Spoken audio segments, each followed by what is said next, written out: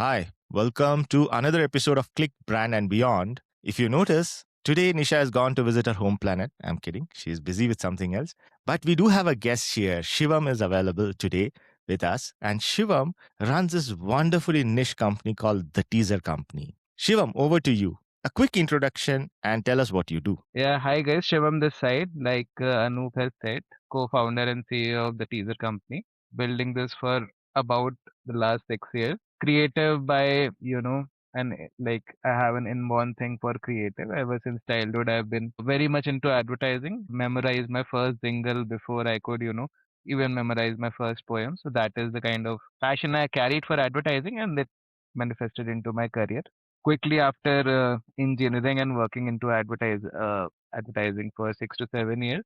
I founded the company with a very specific positioning of content that converts for D2C brands. So, because understanding creative on the one hand and understanding media through my experience in advertising, we wanted to bring them both under the same roof and work on this vision of content that converts for D2C brands, and that is what we've been doing till now. Worked with the best of the best D2C brands, 0 to 1, 1 to 10 to 100 beyond. So yeah, that is a little bit about me. Interesting journey and interesting niche. In fact, you know what? I want to show our audience the website, and I really like your website for quite a few reasons, and the audience members will come to know why I like the website so much. Because see, most services businesses like you, what you say, high converting content, right? When we talk about content, most companies say we do everything. And they start with their expertise. We are a content marketing agency, or we are a digital marketing agency, or we are a creative agency, right? They don't look at what packaged offering they are selling to the client. And I just want to show the website, the Teaser Company website, to our audience and show why I really like the way this website is and how it works. Very simple. So this is not the starting page, by the way. The starting page is slightly different, but when you go in, you kind of come here. There's nothing else, right? I mean, you have this big bold uh, one line, and you say, okay, what is to be done? You click on this button, and then you know you you read. It's not filled with all those graphics flowing in, pop-ups. You don't have 100 different pieces of video and images and your infographics flowing in. It's a simple page, right? The founding team, these are the ads we have done, and this is the type of um, results we have got. And finally, even the let us say the pricing is given on the same page, right? It's as simple as that. And then some testimonials, and you finish, you end it. Right? Very simple, straightforward website, to the point, no fluff at all anywhere, and not too much information. You're either convinced with this or you're not convinced with this, because everything is transparently available, right? You're not wondering, what am I getting into? And that's just beautiful.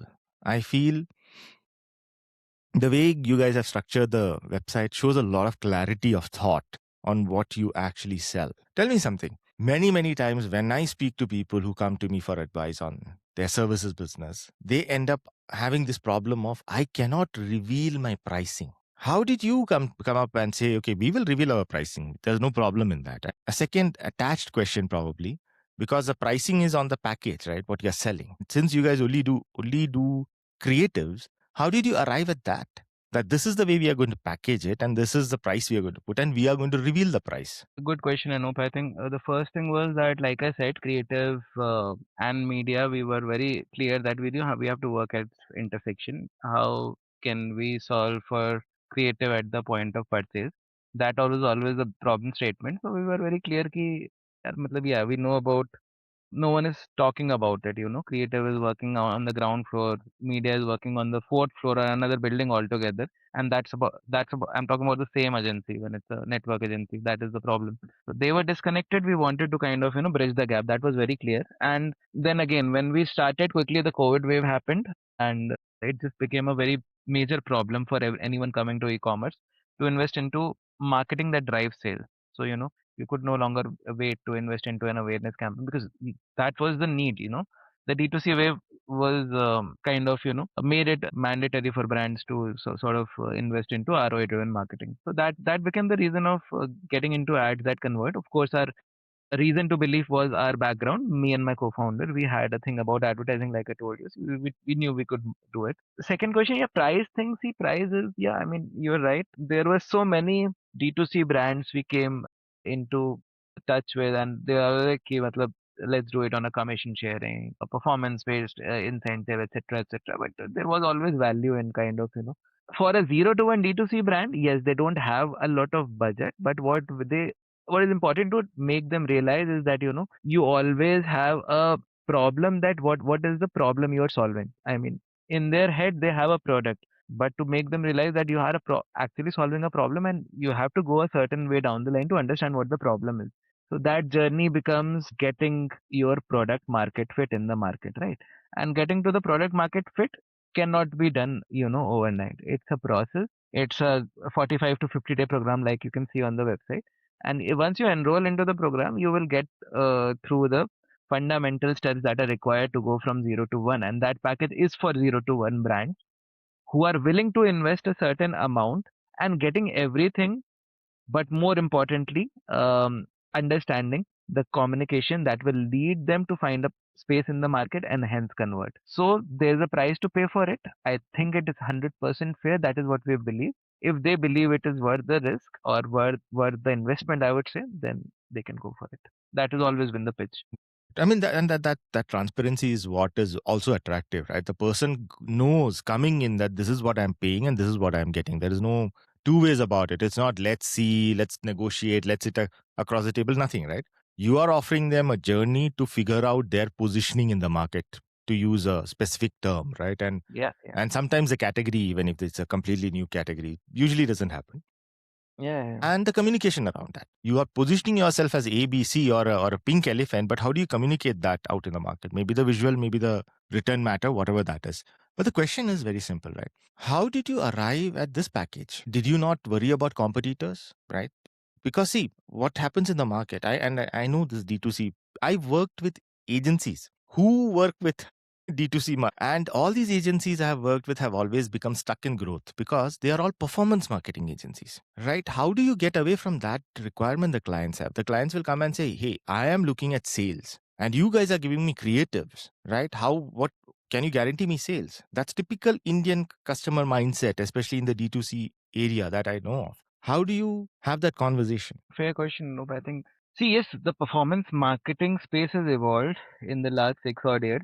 That's true. But let's talk about now what it is. Meta has been very vocal about the fact that it's going to be a targeting less platform very soon. The amount of control a media buyer has is gigantically leaning towards its creative team. Otherwise, they don't have any control, be it even targeting is kind of, not something that actually works in this day and age because of all the privacy opt-outs, entering into a cookieless world, and how the world is evolving in general. So it's just becomes very important for them to think about, hey, I mean, if you have a photo of your product and you think that, you'll put media budget on top of it and call it performance marketing, we're not the guys for it. If you want the right creative strategy, like you said, positioning, for anyone to understand the positioning and then work towards a creative strategy with the right templates of, breaking down the ad into its right formats, strong hook, a descriptive but intriguing message, and a sharp call to action.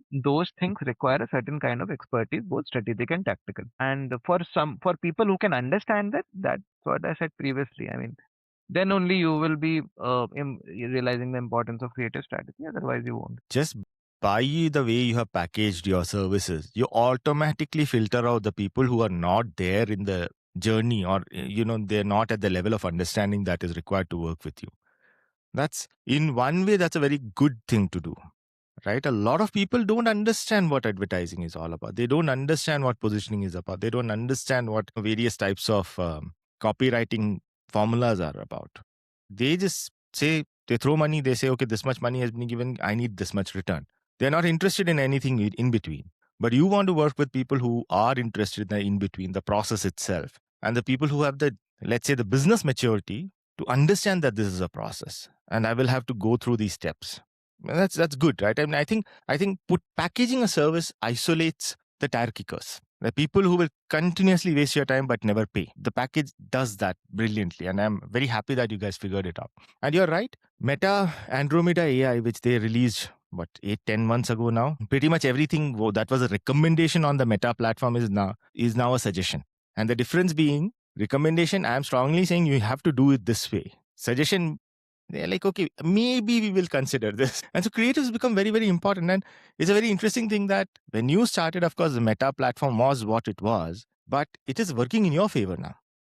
Oh, oh, Slowly but steadily, the platforms are also moving into the creatives direction where you have a lot of control. 100%. 100%. But how do you, I mean, tell me something on this, right? When companies come to you and say, I want the end to end thing, I want you to come and run my ads also and deliver the results too and give me the sales too. And if possible, do customer service. I'm kidding about the customer service, but the brand owner expectation usually is I want an agency to come in and do end to end marketing for me, right? End to end, they manage the meta performance marketing, right? Do you ever have those type of conversations? And if you have those conversations, how do you work with them or not work with them? What happens? How does that go up? See, there are two things. First of all, though, you cannot be the master of everything. I mean, you have to be T-shaped. So a generic consultative sense has to be, fed into them, whoever is coming to ask you such questions, that why not you? Why don't you do everything? Just like we are the masters of creative, we tell them that there's a specific team that knows the art, and then, not working with that kind of expertise at this point in time will cost you later. We do have an in-house performance marketing team because the influx of such queries was very high. So we have to, it's a minority contributor still, but we do have that team as well in house. But for anything else like CRM, social media, let's say even, whatever it lies under the purview of the larger D2C marketing thing, we have the right partners, and it's very important because you have to coexist with other people who are, growing the D2C space together. So having the right partners and believing that you can coexist with your partner is very important, is what we feel. And we just put them up with the partners, and our partners do the same to us. So that solves the problem, and the customer doesn't have to go, okay, like, okay, fine, they'll have to look for someone or something else. So basically, you have created these collaborations. Seamless for the customer. It's seamless. There are multiple agencies, but you may be front ending them, right? And for you, it's also good that you are focused on what you do and you're not diluting your efforts and hiring 100 people unnecessarily. Yeah. Which is great. Now, this is something which we speak a lot about on the podcast. Services businesses, especially in the Indian context. The nuances are very different than let's say, the Western context, where services themselves are very niche and narrow. The Indian expectation is of a thali. You have to get everything in the thali, right? And when you approach a service business, they have to do everything for you.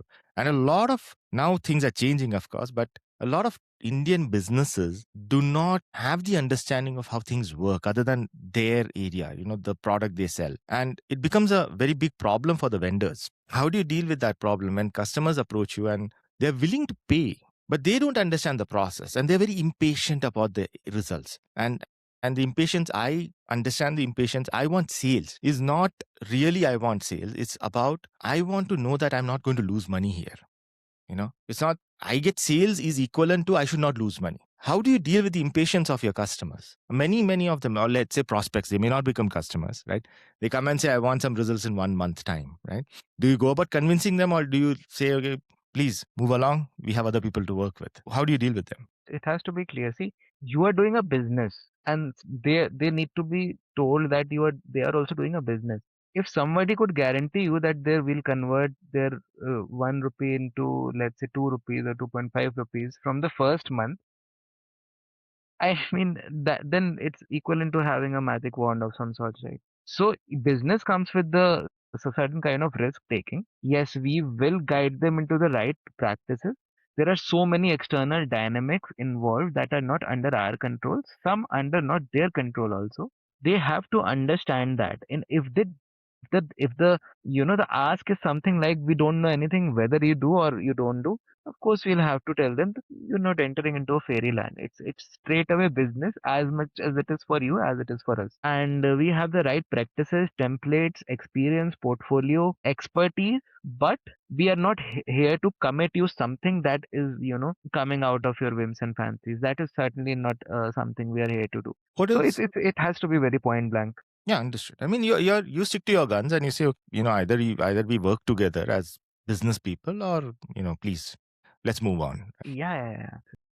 What are the general objections you face? Objections as in? Sales objections when you're acquiring a new client. Nowadays it might be less because you have that portfolio behind you. But what are they usually? What objections do you face typically?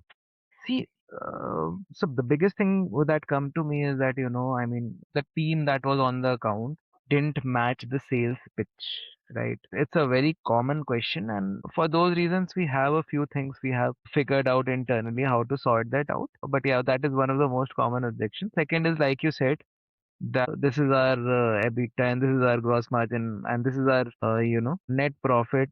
Below that we won't be able to operate. How is it possible? I mean, if some I could assure you net profit right now, I mean, then I would not definitely not be an agency. I don't know what I would be. I mean, Then you'll be someone. running their business, right?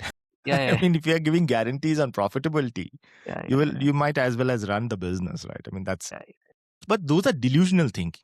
yeah, yeah. That's a little bit delusional. But then, do you ever get objections on your pricing? Not really. See, the people who enroll for, I'll name some of the brands. Maybe I don't think it matters much. So the likes of Purple, the likes of Plix, the likes of Alter, Super Bottoms, Pilgrim, the 100 to 1000 CR brands. They are here to kind of, see that we understand how performance ads work and whether we're able to deliver a decent quality and whether we are able to do things in time. These are two to three things that they weigh in the agency against. So not a lot of times the pricing becomes an issue. When we are in it for the 0 to 1 brand, we have to be very clear. I mean, their major objection is whether we are capable. Yes, you said portfolio and everything.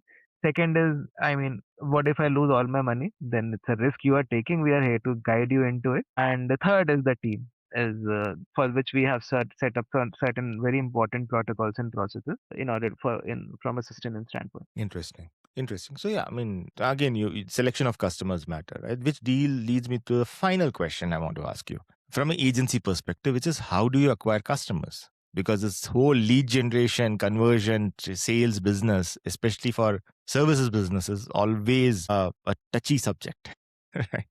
Many of them rely on word of mouth or referrals, Yeah. right? And when they want to grow, they suddenly realize they don't have a system in place. Do you have any system for lead generation and sales, etc., that you figured out over the years that worked well for you? And again, this is a very, very specific, your business related stuff, right? It may not work for others at all. But what has worked for you in India? Yeah, I mean, see, worked for us in India. I mean, see, we were very clear about the vision and the market that we are catering to, right? Which is the D2C brand and the problem we are solving. Okay, the funnel you're saying. Okay, fine.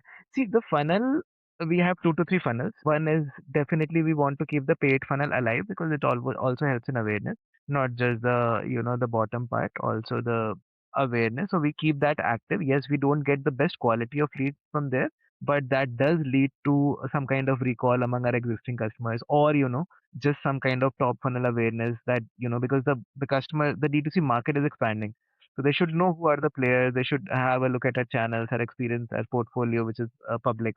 So those things are there. Referral is a very strong one, actually. I mean, and the best customers are, as you would know, I think, referral is a very strong source for us. And I think every agency owner would agree here that the referral customers are the ones you can kind of forge a longer term relationship with. I think inbound via content marketing is also a reasonably good funnel, not the best. It won't get you the highest volume, but yeah, it would definitely make sure that if you're getting a query, the conversion rate can be very high. Maybe not as high, but equivalent to referral only. And it helps you maintain a certain kind of thought leadership, be it LinkedIn or even Instagram, that you do have a hold on the subject matter, positions you as a thought leader, which kind of warms up the existing, let's say, cold leads also. So these three funnels are there. Obviously, there are overlaps that happen between these funnels, but these three funnels are for sure there. Nice. And again, right, the referrals will work for you because you have the evidence to show. Over the years, you have built a good portfolio. Now referrals are easier to convert, but early days they might not have converted, right? At that time, what did you do? Very early days of the agency. I think we didn't have a paid funnel very early days. Yeah, I think content, content marketing. Second, being a part of the right community. Content and Nice. community, basically. That's it. Nice. Very nice. Community is not something we hear quite often, but that's work for you. That's great. All right. So that's pretty much it. It turned out into an interview format. We don't do that usually on ClickBrand and beyond. But thanks, Shivam. Thanks for being here and answering some very interesting questions. I would assume they are interesting because I'm asking them. No, it was fun. It was fun, kind of, recapitulating the journey. And if I can um, contribute in any way to kind of as a, as an agency, I would say I've been in the advertising business for about almost 15 years now. So happy to, be a part of such conversation and always happy to recapitulate the journey. Yeah. Glad to have you here, Shivam. Thank you so much. And till the next episode. See you, Anup. Thank you so much. Yeah, bye.